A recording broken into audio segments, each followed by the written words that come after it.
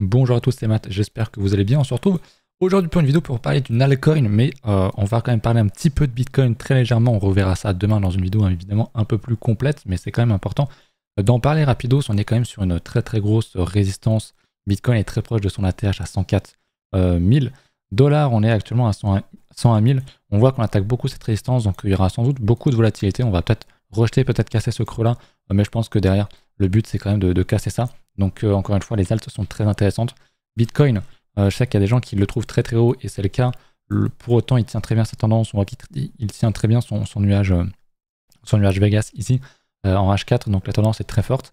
Et je pense qu'il peut continuer de monter. Honnêtement, on sait qu'on a déjà liquidé beaucoup de monde. On reverra ça demain. Mais il y a beaucoup de niveaux beaucoup de liquidités qui sont au nord. Donc je pense vraiment qu'on a pas mal de chances d'aller plus haut et donc d'emmener les alts avec.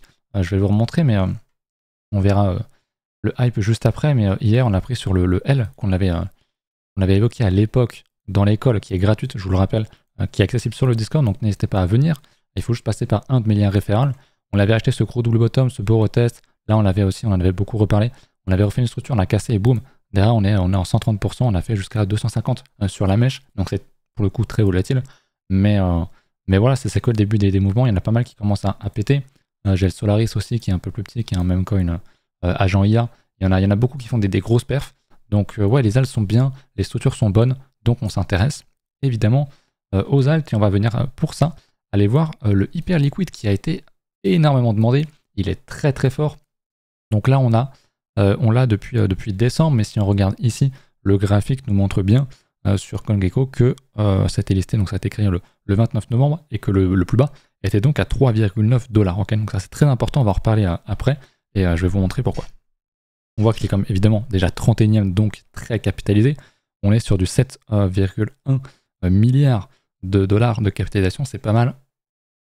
En prenant en compte l'inflation, il serait donc à 21, avec les tokens qui seraient donc à 1 milliard au total, on est à 333 000. Donc il y a encore pas mal d'inflation, je sais pas comment est-ce qu'elle se débloque, j'ai pas regardé. Si elle se débloque vraiment énormément dans les 6 prochains mois, ou si ça va se faire sur du plus long terme, sur plusieurs années, auquel cas c'est pas un problème. Le fait est que le hype porte très bien son nom parce qu'il est énormément hype, les gens l'adorent. Il y a eu un gros token, évidemment les gens ont fait beaucoup d'argent, et le truc ne cesse de faire des multiples, donc c'est vraiment très très impressionnant. Mais il commence à vraiment vraiment beaucoup monter, et c'est vrai que prendre des profits si vous êtes dedans, c'est jamais une mauvaise idée. Maintenant, qu'est-ce qu'on voit en H4 actuellement? Donc il est vraiment très récent, donc c'est compliqué encore une fois de faire des projections, etc. Mais voilà, moi ce que je vois, c'est ces deux zones. La première, est-ce que je suis pas en linéaire?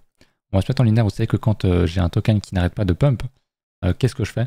Je trace un Fibonacci, je prends le plus bas jusqu'au plus haut, et je me dis, bah ouais, si le momentum est très fort, ma zone où je vais chercher à rentrer, ça va être 38,2 à 50%, ce qui nous amène ici actuellement, ce qui nous amène à 16-17 $. C'est pas improbable, hein, il est très volatile, il peut totalement retomber. Encore une fois, c'est du H4, donc rechercher cette zone-là sur un moins 20%, moins 25%, c'est pas du tout improbable.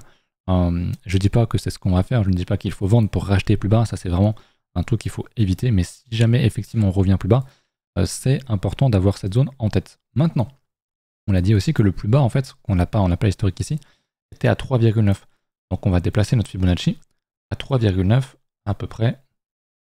3,9 $, on y est, et que le 38,2, et comme de par hasard, pile sur ce niveau de retest ici. Donc pour moi, ça c'est vraiment la zone golden. Si on y va, c'est vraiment la zone où il faut racheter, où je vais sûrement en prendre parce que c'est un moins 30%, et qu'il est assez volatile et que ça serait très intéressant de rentrer là-dessus. Maintenant, quelles sont les conditions qu'il ferait dump pour aller chercher ce niveau-là? Il n'y a pas forcément de news, on n'a pas forcément de news. Si effectivement le marché dump, si effectivement Bitcoin connaît un gros mouvement, un gros choc de volatilité, et que ça suit également sur les alts, et que les alts de manière générale tombent, et bien effectivement Hyper Liquid va sans doute venir rechercher ce genre de zone. Tout ce que je sais, c'est que cette zone-là, pour moi, elle est à payer très clairement. Il y a un nombre de gens qui vont défendre cette entrée qui doit être assez phénoménale. Donc pensez-y, c'est vraiment la zone qu'il faudrait payer. Encore une fois, on n'est pas sur un graphique hebdomadaire, on est sur du H4, donc on peut retomber, venir rechercher un niveau, et on serait que fin décembre. Techniquement, on voit si on fait ça ici, ce serait le 20 décembre, donc c'est pas improbable. Encore une fois, je dis pas que ça va arriver, mais effectivement, on a quand même des gros niveaux qui sont plus bas. Évidemment, jamais j'inciterai les gens à acheter un truc qui ne fait que monter en achetant sur les plus hauts. Bien sûr, on veut une tendance haussière, et c'est le cas actuellement, mais on veut choper des retracements baissiers pour choper une entrée. Et et reprendre le momentum à la hausse derrière. Donc il est très capitalisé, je vais remettre quand même le 3,9 $ pour essayer de choper des targets, mais il est quand même très très récent, donc c'est évidemment compliqué. Donc du bottom jusqu'au top ici, si je devais tracer une extension, vous voyez qu'on est pile dessus d'ailleurs. Hop, si je fais ça bien, on voit ma première zone de target, encore une fois c'est du H4, mais on voit qu'elle a quand même bien arrêté le cours pendant un certain temps. On voit qu'on avait posé un TD9 agressif mais dans une zone intéressante, donc qui a bien stoppé le cours pendant quelques temps. Et ensuite on a buté sur le 1.618 et on a l'air de vouloir le repasser. Donc c'est très costaud, honnêtement. Le hyper liquide est très costaud, il est dans un momentum très fort, jamais j'irai short ça. Par contre, dès qu'il y a un repli, c'est vraiment une opportunité pour rentrer. Donc je sais pas si vous en avez eu, vous, est-ce que vous avez de l'airdrop là-dessus? Dites-moi un petit peu combien. J'avoue, je suis assez tenté de... Enfin, je suis curieux de savoir un petit peu est-ce que vous en êtes.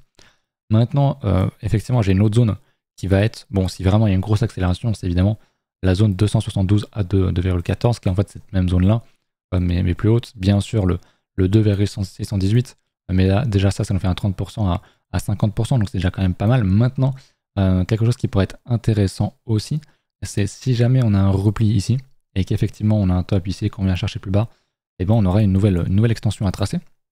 Donc entre ce niveau-là et ce niveau-là, pourquoi pas, pour avoir une zone plus intéressante, ou même en le plaçant par rapport au bottom qu'on a eu, qui pour moi serait plus intéressant, et ça nous ferait derrière, comme de par hasard, une zone très intéressante dans ce niveau-là, et on voit qu'il y a deux zones qui se croisent, donc ça peut être un bon niveau, le niveau des 30 $ pour prendre des gros profits, si jamais il y a beaucoup de momentum qui arriverait.